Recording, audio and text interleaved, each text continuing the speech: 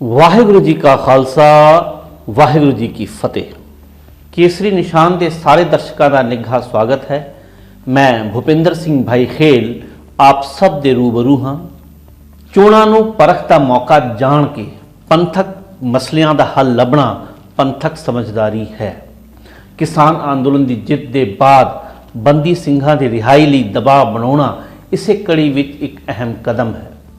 इसे मसले नूं लै के पंथक शख्सियतां वालों बंदी ਸਿੰਘਾਂ की रिहाई लई चलाई गई मुहिम बहुत मायने रखती है। आस है 6 फरवरी का पंथक इकट्ठ पहले 11 जनवरी के फतेहगढ़ साहब तो चंडीगढ़ गवर्नर हाउस तक कढ़े गए मार्च नालों ज़्यादा असरदार होगा। हुण मसला आर पार का है।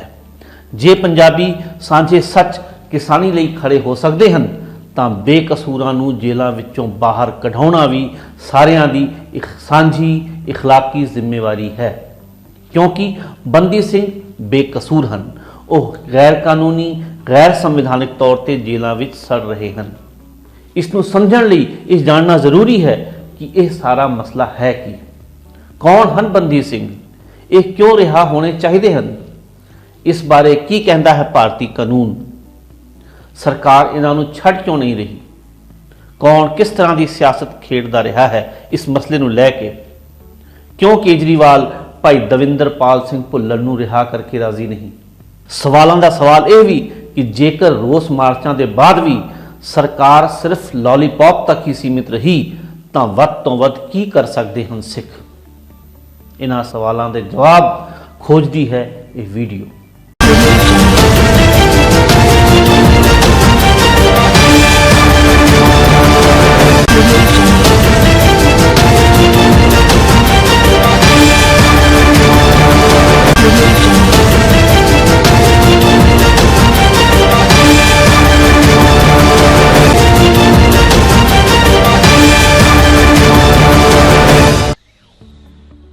सरकारी शह वाले निरंकारियों वालों 1978 विच प्रदर्शन कर रहे निहत्थे ਸਿੰਘਾਂ ਨੂੰ गोलियां नाल भुन देण दी अमृतसर की दुखदाई घटना के बाद सूबियां दे वध हकों के लिए सिख संघर्ष शुरू होया सी।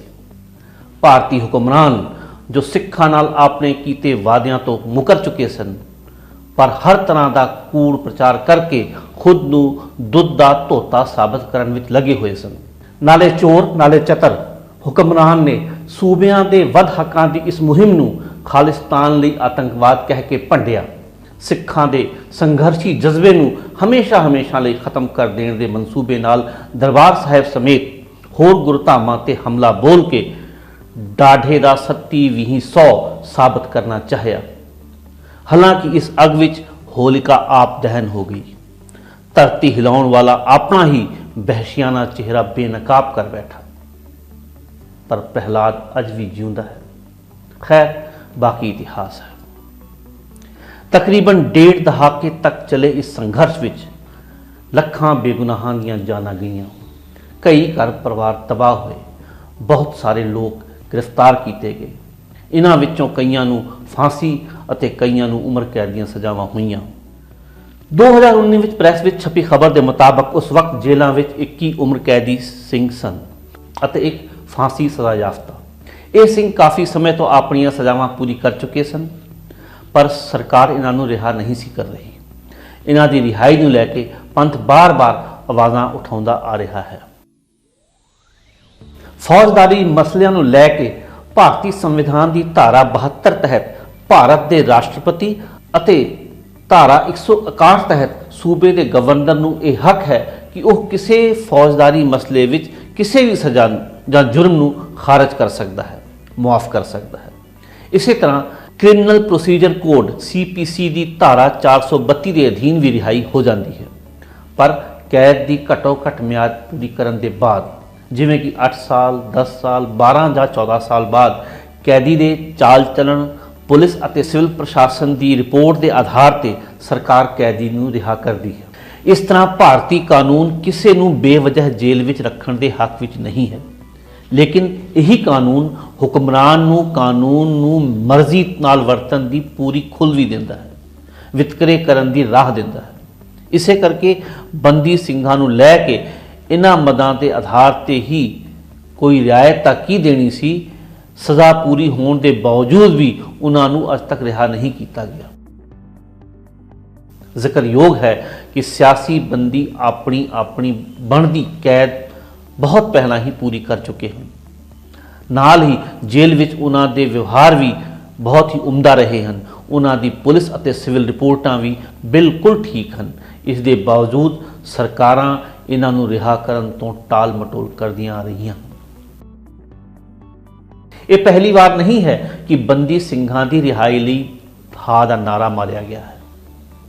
ਪਹਿਲਾਂ ਵੀ ਕਈ ਮੋਰਚੇ ਲਾਏ ਗਏ, ਕਾਨੂੰਨੀ ਰਾਹ ਅਪਣਾਏ ਗਏ, ਮੰਤਰੀਆਂ ਅਤੇ ਅਧਿਕਾਰੀਆਂ ਦੇ ਤਰਲੇ ਕੀਤੇ ਗਏ।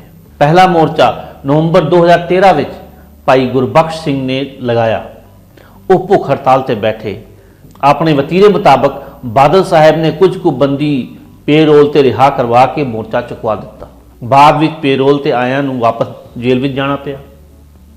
ਭਾਈ ਗੁਰਬਖਸ਼ ਸਿੰਘ ਦੁਬਾਰਾ 2014 ਵਿੱਚ ਅੰਬਾਲਾ ਕੋਲ ਲਖਨੌਰ ਵਿਖੇ ਭੁੱਖ ਹੜਤਾਲ ਤੇ ਬੈਠੇ, ਪਰ ਉਸ ਨੂੰ ਵੀ ਬੰਦ ਕਰਨਾ ਪਿਆ। ਤੀਜੀ ਵਾਰ ਮਾਰਚ 2018 ਵਿੱਚ ਭੁੱਖ ਹੜਤਾਲ ਦੌਰਾਨ ਉਹਨਾਂ ਨੂੰ ਨਿਰਾਸ਼ਾ ਨੇ ਇਸ ਕਦਰ ਘੇਰ ਲਿਆ ਕਿ ਉਹਨਾਂ ਪਾਣੀ ਦੀ ਟੈਂਕੀ ਤੋਂ ਛਾਲ ਮਾਰ ਕੇ ਜਾਨ ਦੇ ਦਿੱਤੀ। ਇਸ ਤੋਂ ਪਹਿਲਾਂ ਜਨਵਰੀ 2015 ਵਿੱਚ ਬਾਬਾ ਸੂਰਤ ਸਿੰਘ ਨੇ ਭੁੱਖ ਹੜਤਾਲ ਰੱਖੀ ਸੀ। ਫਿਰ ਜੂਨ 2018 ਵਿੱਚ ਸ਼ੁਰੂ ਹੋਏ ਬਰਗਾੜੀ ਮੋਰਚੇ ਵਿੱਚ ਵੀ ਬੰਦੀ ਸਿੰਘਾਂ ਦੀ ਰਿਹਾਈ ਇੱਕ ਮੁੱਖ ਮੰਗ ਸੀ। 192 ਦਿਨ ਚਲੇ ਇਸ ਮੋਰਚੇ ਨੂੰ ਕੈਪਟਨ ਅਮਰਿੰਦਰ ਸਿੰਘ ਨੇ ਝੂਠ ਬੋਲ ਕੇ ਬੰਦ ਕਰਵਾ ਦਿੱਤਾ।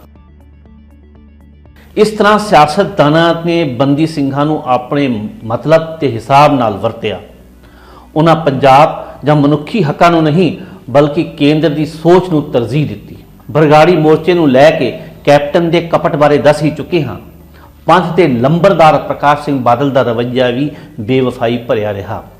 2012 ਦੀਆਂ ਚੋਣਾਂ ਲੜਨ ਵੇਲੇ ਬਾਦਲ ਸਾਹਿਬ ਦਾ ਨਾਰਾ ਸੀ, ਰਾਜੋਆਣਾ ਬਚਾਓ। ਬਲਵੰਤ ਸਿੰਘ ਰਾਜੋਆਣਾ ਜੋ ਬੇਅੰਤ ਸਿੰਘ ਕਤਲ ਕੇਸ ਵਿੱਚ ਫਾਂਸੀ ਦੀ ਸਜ਼ਾ ਯਾਫਤਾ ਸਨ, ਚੀਫ ਮਿਨਿਸਟਰ ਬਣਨ ਤੋਂ ਬਾਅਦ ਬਾਦਲ ਸਾਹਿਬ ਰਾਸ਼ਟਰਪਤੀ ਨੂੰ ਮਿਲੇ ਅਤੇ ਰਾਜੋਆਣਾ ਦੀ ਫਾਂਸੀ ਨੂੰ ਰੁਕਵਾਇਆ।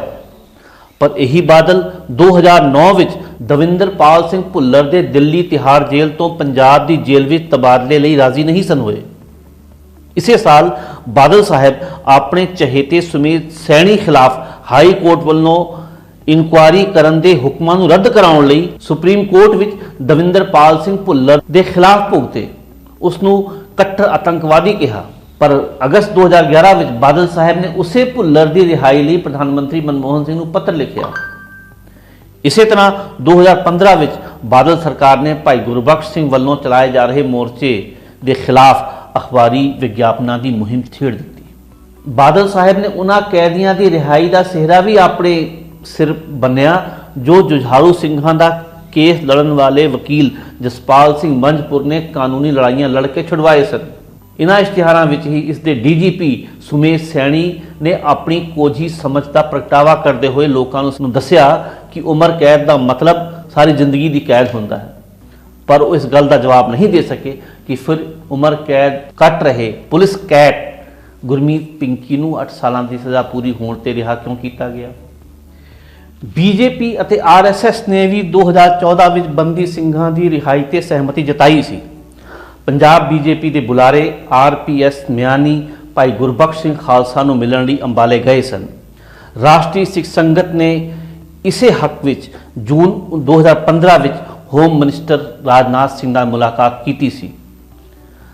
ਰਾਜਨਾਥ ਸਿੰਘ ਨੇ ਹੋਰ ਤਾਂ ਨਹੀਂ, ਅਕਤੂਬਰ 2015 ਵਿੱਚ ਯੂਪੀ ਦੀ ਬਰੇਲੀ ਜੇਲ੍ਹ ਵਿੱਚ 80 ਸਾਲਾ ਬਜ਼ੁਰਗ ਵਰਿਆਮ ਸਿੰਘ ਨੂੰ, ਜੋ ਕਿ ਟਾਡਾ ਤਹਿਤ 25 ਸਾਲ ਤੋਂ ਵੱਧ ਸਮੇਂ ਤੋਂ ਬੰਦ ਸਨ, ਦੀ ਰਿਹਾਈ ਦੇ ਆਦੇਸ਼ ਦੇ ਦਿੱਤੇ। ਸੰਜੋਗਵਸ਼ ਠੀਕ ਉਸੇ ਵਕਤ ਬਲਵੰਤ ਸਿੰਘ ਰਾਮੂਵਾਲੀਆ ਯੂਪੀ ਦੇ ਵਿੱਚ ਅਖਿਲੇਸ਼ ਯਾਦਵ ਦੀ ਕੈਬਨਿਟ ਵਿੱਚ ਜੇਲ੍ਹ ਮਿਨਿਸਟਰ ਬਣੇ। ਉਹਨਾਂ ਨਾਲੋਂ ਨਾਲ ਵਰਿਆਮ ਸਿੰਘ ਨੂੰ ਰਿਹਾ ਕਰ ਦਿੱਤਾ, ਜਿਸ ਤੇ ਅਖਿਲੇਸ਼ ਯਾਦਵ ਨੇ ਆਪਣੀ ਮੁਹਰ ਲਾ ਕੇ ਪੱਕੀ ਰਿਹਾਈ ਦੇ ਹੁਕਮ ਜਾਰੀ ਕੀਤੇ। ਇਸੇ ਤਰ੍ਹਾਂ ਸਾਲ 2019 ਵਿੱਚ ਸ੍ਰੀ ਗੁਰੂ ਨਾਨਕ ਦੇਵ ਜੀ ਦੇ 550 ਸਾਲਾ ਪ੍ਰਕਾਸ਼ ਪੁਰਬ ਨੂੰ ਮੁੱਖ ਰੱਖ ਕੇ ਮੋਦੀ ਸਰਕਾਰ ਨੇ ਬਲਵੰਤ ਸਿੰਘ ਰਾਜੋਆਣਾ ਦੀ ਫਾਂਸੀ ਨੂੰ ਉਮਰ ਕੈਦ ਵਿੱਚ ਤਬਦੀਲ ਕਰ ਦਿੱਤਾ। ਨਾਲ ਹੀ 8 ਹੋਰ ਉਮਰ ਕੈਦੀਆਂ ਦੀ ਰਿਹਾਈ ਦੇ ਹੁਕਮ ਜਾਰੀ ਕੀਤੇ, ਜਿਸ ਵਿੱਚ ਲਾਲ ਸਿੰਘ ਉਰਫ ਮਨਜੀਤ ਸਿੰਘ, ਦਵਿੰਦਰਪਾਲ ਸਿੰਘ ਭੁੱਲਰ, ਗੁਰਦੀਪ ਸਿੰਘ ਖੇੜਾ, ਦਿਲਬਾਗ ਸਿੰਘ, ਨੰਦ ਸਿੰਘ, ਹਰਜਿੰਦਰ ਸਿੰਘ ਉਰਫ ਕਾਲੀ, ਵਰਿਆਮ ਸਿੰਘ ਅਤੇ ਬਲਵੀਰ ਸਿੰਘ ਦੇ ਨਾਮਾਂ ਦਾ ਐਲਾਨ ਕੀਤਾ ਗਿਆ ਸੀ। ਹਾਲਾਂਕਿ ਬਾਅਦ ਵਿੱਚ ਸੱਚਾਈ ਸਾਹਮਣੇ ਆਈ ਕਿ ਇਹ ਖੇਡ ਹੈਡਲਾਈਨ ਬਣਾਉਣ ਦੀ ਜ਼ਿਆਦਾ ਸੀ, ਕਿਉਂਕਿ ਇਹਨਾਂ ਵਿੱਚੋਂ ਦਿਲਬਾਗ ਸਿੰਘ ਅਤੇ ਨਿਹੰਗ ਸਿੰਘ ਦਾ ਸਿੱਖ ਸੰਘਰਸ਼ ਨਾਲ ਕੋਈ ਸਰੋਕਾਰ ਹੀ ਨਹੀਂ ਸੀ। ਹਰਜਿੰਦਰ ਸਿੰਘ ਉਰਫ ਕਾਲੀ ਨੂੰ ਪਹਿਲਾਂ ਹੀ 2017 ਵਿੱਚ ਸੁਪਰੀਮ ਕੋਰਟ ਰਿਹਾ ਕਰ ਚੁੱਕੀ ਸੀ। ਵਰਿਆਮ ਸਿੰਘ ਵੀ ਪਹਿਲਾਂ ਹੀ ਰਿਹਾ ਹੋ ਚੁੱਕਿਆ ਸੀ। ਬਾਕੀ ਦੇ ਬੰਦੀ ਸਿੰਘਾਂ ਦੀ ਰਿਹਾਈ ਅੱਜ ਤੱਕ ਨਹੀਂ ਹੋਈ। ਸਮਝਣ ਵਾਲੀ ਗੱਲ ਹੈ ਕਿ ਇਹ ਨਾ ਤਾਂ ਇੱਕ ਪੇਸ਼ੇਵਰ ਅਪਰਾਧੀ ਹਨ ਅਤੇ ਨਾ ਹੀ ਵਿਅਕਤੀਗਤ ਹਿੱਤਾਂ ਲਈ ਇਹਨਾਂ ਨੇ ਕੋਈ ਜੁਰਮ ਕੀਤਾ। ਇਹਨਾਂ ਦਾ ਐਕਸ਼ਨ ਸਿਆਸੀ ਸੰਘਰਸ਼ ਵਿੱਚ ਭਾਗੀਦਾਰੀ ਕਰਕੇ ਰਿਹਾ। ਇਹ ਸਿਆਸੀ ਕੈਦੀ ਹਨ। ਕਾਨੂੰਨ ਇਹਨਾਂ ਨੂੰ ਸਜ਼ਾ ਦੇ ਚੁੱਕਾ ਹੈ ਅਤੇ ਉਸ ਮੁਤਾਬਕ ਇਹ ਆਪਣੀ ਸਜ਼ਾ ਭੁਗਤ ਚੁੱਕੇ ਹਨ। ਹੁਣ ਇਹ ਪੂਰੀ ਤਰ੍ਹਾਂ ਤੇ ਨਿਰਦੋਸ਼ ਹਨ। ਆਜ਼ਾਦ ਜ਼ਿੰਦਗੀ ਜਿਉਣ ਦਾ ਪੂਰਾ ਹੱਕ ਰੱਖਦੇ ਹਨ। ਅਦਾਲਤਾਂ ਵੀ ਇਹਨਾਂ ਦੀ ਰਿਹਾਈ ਦੇ ਹੁਕਮ ਦੇ ਚੁੱਕੀਆਂ ਹਨ। ਸਿਆਸਤਦਾਨ ਇਹਨਾਂ ਨੂੰ ਸਿਰਫ ਵਰਤ ਰਹੇ ਹਨ। ਆਪਣੀ ਮਰਜ਼ੀ ਨਾਲ ਇਹਨਾਂ ਨੂੰ ਕਦੇ ਆਤੰਕਵਾਦੀ ਕਹਿ ਦਿੰਦੇ ਹਨ ਤੇ ਕਦੀ ਨਿਰਦੋਸ਼। ਇਸ ਲਈ ਇਹ ਸੋਚਣਾ ਜਾਂ ਕਹਿਣਾ ਕਿ ਇਹ ਦੇਸ਼ ਜਾਂ ਸਮਾਜ ਲਈ ਖਤਰਾ ਹੋ ਸਕਦੇ ਹਨ ਫਜ਼ੂਲ ਹੈ, ਬੇਬੁਨਿਆਦ ਹੈ। ਸਿਰਫ ਸੋਚ ਜਾਂ ਸ਼ੁਬਾ ਦੇ ਆਧਾਰ ਤੇ ਕਿਸੇ ਨੂੰ ਵੀ ਕੈਦ ਵਿੱਚ ਡੱਕ ਕੇ ਨਹੀਂ ਰੱਖਿਆ ਜਾ ਸਕਦਾ। ਇਹ ਗੈਰ ਕਾਨੂੰਨੀ ਹੈ, ਗੈਰ ਸੰਵਿਧਾਨਕ ਹੈ, ਮਨੁੱਖੀ ਹੱਕਾਂ ਦੀ ਉਲੰਘਣਾ ਹੈ, ਜ਼ੁਲਮ ਹੈ, ਧੱਕਾ ਹੈ ਜੋ ਮੌਜੂਦਾ ਸਰਕਾਰ ਕਰ ਰਹੀ ਹੈ। ਇਸ ਦਾ ਵਿਰੋਧ ਹੋਣਾ ਚਾਹੀਦਾ ਹੈ ਅਤੇ ਇਹਨਾਂ ਬੰਦੀ ਸਿੰਘਾਂ ਦੀ ਨਾ ਸਿਰਫ ਰਿਹਾਈ ਹੋਣੀ ਚਾਹੀਦੀ ਹੈ ਬਲਕਿ ਸਜ਼ਾ ਪੂਰੀ ਕਰਨ ਦੇ ਬਾਅਦ ਧੱਕੇ ਨਾਲ ਕੈਦ ਵਿੱਚ ਰੱਖਣ ਦੇ ਬਦਲੇ ਇਹਨਾਂ ਨੂੰ ਮੁਆਵਜ਼ਾ ਵੀ ਦਿੱਤਾ ਜਾਣਾ ਚਾਹੀਦਾ ਹੈ। ਪਰ ਸਵਾਲ ਹੈ ਕਿ ਮਿੰਨਤਾਂ ਤਰਲੇ, ਕਾਨੂੰਨੀ ਲੜਾਈ, ਰੋਸ ਮਾਰਚ ਮੁਜ਼ਾਹਰਿਆਂ ਦੇ ਬਾਅਦ ਵੀ ਜੇਕਰ ਸਰਕਾਰ ਬੰਦੀ ਸਿੰਘਾਂ ਨੂੰ ਰਿਹਾ ਨਹੀਂ ਕਰ ਰਹੀ, ਸਿਆਸੀ ਜਮਾਤਾਂ ਹਿਸਾਬ ਕਿਤਾਬ ਲਾ ਰਹੀਆਂ ਹਨ ਤਾਂ ਕੀਤਾ ਕੀ ਜਾਣਾ ਚਾਹੀਦਾ ਹੈ। ਜੇ ਭਾਈ ਭੁੱਲਰ ਦੀ ਰਿਹਾਈ ਨੂੰ ਲੈ ਕੇ ਕੇਜਰੀਵਾਲ ਨਿਸ਼ਾਨੇ ਤੇ ਹੈ ਤਾਂ ਬਾਕੀ ਬੰਦੀ ਸਿੰਘਾਂ ਨੂੰ ਲੈ ਕੇ ਸਾਰੇ ਹੀ ਸਿਆਸੀ ਹਮਖਿਆਲ ਮੌਸੇਰੇ ਭੈਣ ਭਰਾ ਵੀ ਕਸੌਟੀ ਤੇ ਪਾ ਲੈਣੇ ਚਾਹੀਦੇ ਹਨ। ਇਹਨਾਂ ਨੂੰ ਵੋਟ ਨਾ ਪਾ ਕੇ ਪੰਜਾਬੀ ਆਪਣੇ ਹੱਕਾਂ ਲਈ ਖੜ ਤਾਂ ਸਕਦੇ ਹਨ। ਜੇ ਫਿਰ ਵੀ ਗੱਲ ਨਾ ਬਣੇ ਤਾਂ ਕੌਮਾਂਤਰੀ ਕਾਨੂੰਨ ਦੇ ਮਾਹਿਰ ਮਸਲੇ ਨੂੰ ਯੂਐਨਓ ਪਹੁੰਚਾ ਕੇ ਮਨੁੱਖੀ ਹੱਕਾਂ ਦੀ ਰਾਖੀ ਲਈ ਇਨਸਾਫ ਲੈਣ ਦਾ ਰਾਹ ਲੱਭਣ। ਆਸ ਕਰੀਏ ਕਿ ਹੁਕਮਰਾਨ ਅਜਿਹੀ ਨੌਬਤ ਨਹੀਂ ਆਉਣ ਦੇਣਗੇ। ਇਸੇ ਉਮੀਦ ਨਾਲ ਪਾਓ ਸਾਂਝ ਗੁਰੂ ਵੱਲੋਂ ਬਖਸ਼ੀ ਹੋਈ ਫਤਿਹ ਦੀ। ਵਾਹਿਗੁਰੂ ਜੀ ਕਾ ਖਾਲਸਾ, ਵਾਹਿਗੁਰੂ ਜੀ ਕੀ ਫਤਿਹ। ਕੇਸਰੀ ਨਿਸ਼ਾਨ ਦੇ ਦਰਸ਼ਕਾਂ ਤੋਂ ਮਾਫੀ ਚਾਹੁੰਦਾ ਹਾਂ ਕਿ ਸਿਹਤ ਕਾਰਨਾਂ ਕਰਕੇ ਮੈਂ ਕਾਫੀ ਸਮੇਂ ਤੋਂ ਕੋਈ ਵੀਡੀਓ ਨਹੀਂ ਸੀ ਬਣਾ ਸਕਿਆ।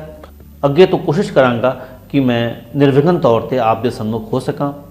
ਇਸ ਦੇ ਨਾਲ ਹੀ ਆਪ ਸਭ ਨੂੰ ਬੇਨਤੀ ਹੈ ਕਿ ਦਾਸ ਦਾ ਨਵਾਂ ਨਾਵਲ ਦ ਐਨਵੀ ਟਰੁਥ ਜੋ ਐਮਾਜ਼ੋਨ ਤੇ ਉਪਲਬਧ ਹੈ, ਇਸ ਦਾ ਕਿੰਡਲ ਐਡੀਸ਼ਨ ਜਾਂ ਪੇਪਰਬੈਕ ਲੈ ਕੇ ਪੜ੍ਹੋ ਤੇ ਆਪਣੇ ਰਿਵਿਊ ਦੇ ਕੇ ਦਾਸ ਦਾ ਹੌਸਲਾ ਅਫਜ਼ਾਈ ਕਰੋ। ਧੰਨਵਾਦ। ਵਾਹਿਗੁਰੂ ਜੀ ਕਾ ਖਾਲਸਾ, ਵਾਹਿਗੁਰੂ ਜੀ ਕੀ ਫਤਿਹ। ਨਾਨਕ ਆਖੈ ਸੱਚ ਸੁਣਾਈ ਸੀ, ਸੱਚ ਕੀ